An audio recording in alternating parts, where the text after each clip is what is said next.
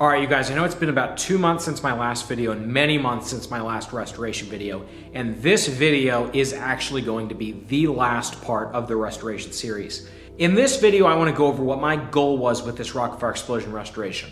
Why did I invest 4 years into a giant project like this? What was the goal? After that, I'll discuss all the things I learned with this project and then talk about some of the people that helped me along the way. The more I reflect on my interest in animatronics, the more I realize that my true interest is not in animatronics, but rather their ability to entertain.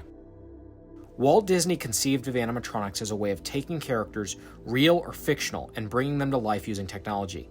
The creation of animatronics, like many of Disney's works, whether it be cartoons that he revolutionized or Disneyland, was at its core an attempt at making you feel like you had been transported to another world.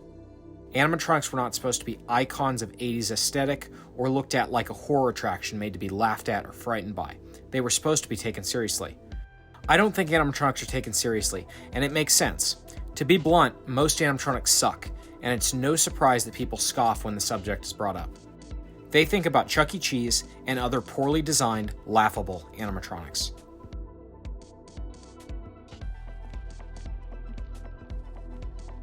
They don't know about the Rock-afire explosion, which I would describe as one of the greatest expressions of animatronic technology, and certainly the greatest animatronic band to date. That's what drew me to animatronics. But what's important to realize is that what makes the Rock-afire explosion great is not just the animatronics. The staging, lighting, choreography, and especially music all play pivotal roles in the entertainment value of the show. So it's not as simple as an interest in animatronics, but rather the combination of these elements. The reason I bring all this up is to explain why the Rock-afire explosion struck me, and why I would dedicate the time I have to such a large project. My goal was to show people the capacity of animatronics, so they understand not only why I'm interested, but why this should be a more popular form of artistic expression. I feel that I have succeeded in that goal. When the show was finished, I started bringing people in to see it, and typically they either didn't know very much about animatronics or didn't think very highly of them. I have yet to have someone come in to see the show who wasn't taken aback by it. Many directly said how they now have an appreciation for animatronics that they didn't have before. They understood why I was interested. Sharing this experience with people is one of the most gratifying parts of having the show completed. I'm glad that I trusted my intuition when it came to putting in all the effort. The truth is, with a project as time-consuming and difficult as this one, there were a lot of times where I wondered if my efforts and attention to detail would matter, but in the end, it did.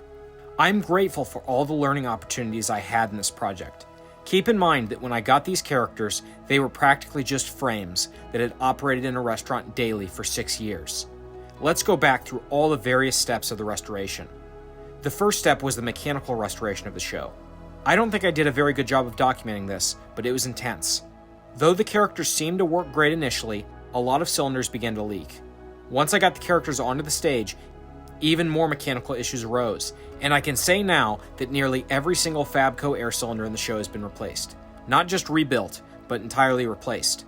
Many valves have also been replaced. After the mechanical restoration, new cosmetics had to be made. That involved multiple sub-projects, the first being the making of new molds for masks. We spent 2 years making new plugs and molds to bring back the exact detail of the original sculptures. After that, I spent a year working with a company in China to have replica fur fabric made. Although Aaron had the original patterns for making cosmetics, the fur supply was low. Once the fur was produced, the cosmetics could be sewn. Robbie Sanders did all the sewing for every cosmetic piece on the show. With the cosmetics sewn and ready, masks and latex pieces could be made from the new molds. Then they had to be prepared and painted. I painted all the masks meticulously to look exactly how they would have looked in 1983.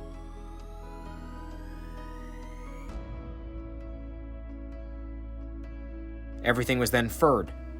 Once the cosmetics were fully finished, the characters were put on the stage. The stage itself took around 2 years to build. I started it building Billy Bob's stage and center stage, but I needed help with the rest. My uncle and cousin helped me build the rest of the stage. Once the stage was finished, everything started to come together. Curtain tracks were restored and installed.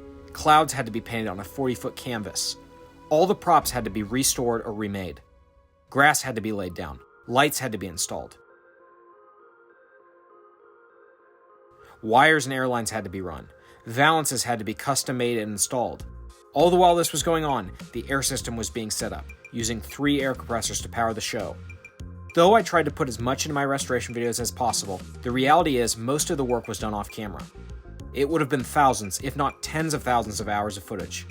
There were so many other facets of the project in addition to the major ones I listed, like figuring out and installing the audio system, designing new lighting controllers, and many projects that never saw the light of day. The funding of this project, too, was a major difficulty. To date, I have sold nearly 60 Rock-afire explosion characters, with most of that going right back into this project. Organizing the project and what needed to be done every day was a learning curve.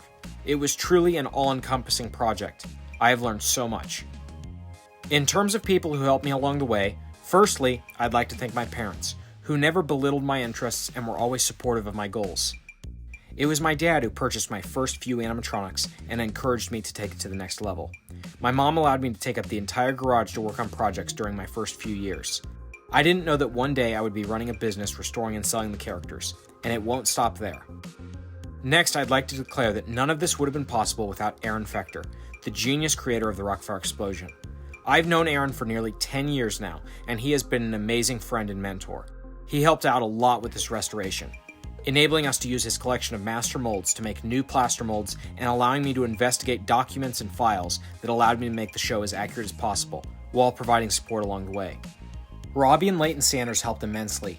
Robbie sewed all the cosmetics needed for my show, which was a task that took over 2 years.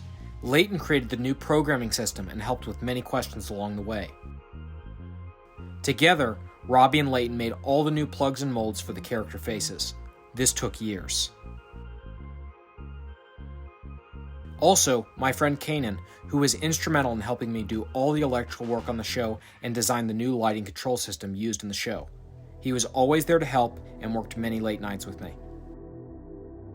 Lastly, I'd like to thank my uncle and cousin who worked tirelessly to help finish the stage. I can't thank these people enough for helping me with this project. And I also can't forget to thank you, the subscribers, for all the support. I hope you have enjoyed this restoration series. As for the future, I have a number of things coming up. More restorations, custom program shows, but my main project I intend to be even larger than this one. I won't give any illusions to what it is, but it will be great.